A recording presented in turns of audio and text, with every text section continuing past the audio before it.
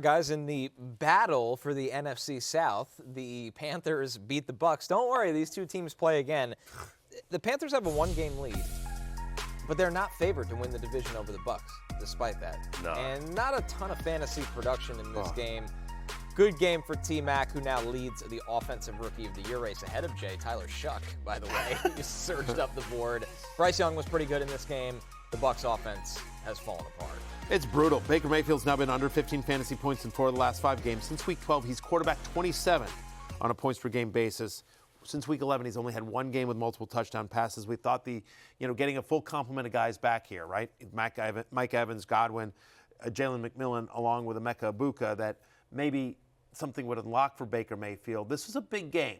Like Baker, to your point, at one point Baker Mayfield was legitimately in the MVP conversation. He would have won after 5 weeks. That's right. And this was a tough game. I love Baker Mayfield's one of my favorite players in the NFL. He's a friend of the show, so I don't want to kill him too much. But this was a tough day at the office for the entire Bucs offense. I don't get it.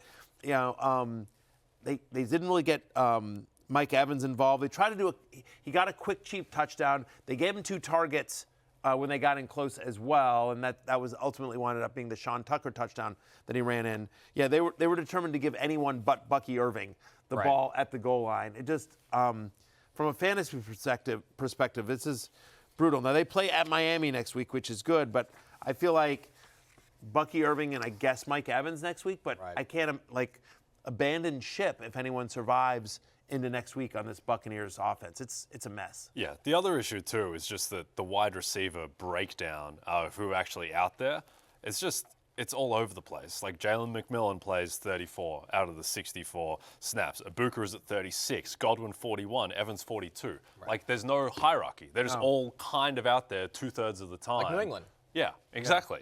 But yeah, which is a complete departure from what it was last week, where Chris Godwin was playing like every single snap. So I don't know. This is the thing, is that bad results kind of manifest change more. So next week could be, I've got no idea what it's going to be like next week.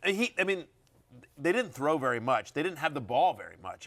But when they were throwing, they did look to Evans a decent amount. Yeah. Like I said, he got 3 end zone targets. He was basically held on the other 2. Like the first one he nailed, and then they gave him 2 chances, couldn't come down with it, and so they just ran it in with Tucker. But also for people who are confused about why the Bucs are still favored for the NFC South, it's because of the weird tiebreakers in the division, where basically unless Carolina beats Seattle and Tampa lose to Quinn Ewers, then that Week 18 is a winner-takes-all game, and that's in Tampa. And Tampa will be like 6-point favorites against Carolina. So unlikely things would need to happen for Carolina to clinch before then. And if it is a winner-takes-all game, as bad as the Bucs have been, they'll still be favorites at home over Carolina. Yeah.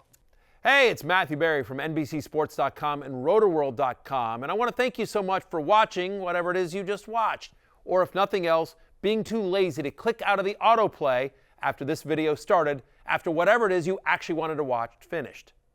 But now that you're here, I'd like to take a moment here to ask you respectfully now, okay? I'm asking you respectfully to subscribe to the NFL on NBC YouTube channel.